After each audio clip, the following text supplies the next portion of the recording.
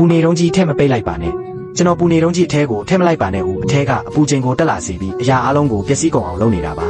ကျွန်တော်ကိုဝါမစားပါနဲ့တော့ကျွန်တော်ကိုဝါမစားပါနဲ့ကျွန်တော်ကအစားအစာမဟုတ်ပါဘူးအကြောင်းရင်းမရှိပဲတင်းရဲ့သွားတွေကိုဖျက်ဆီးနေတာပါ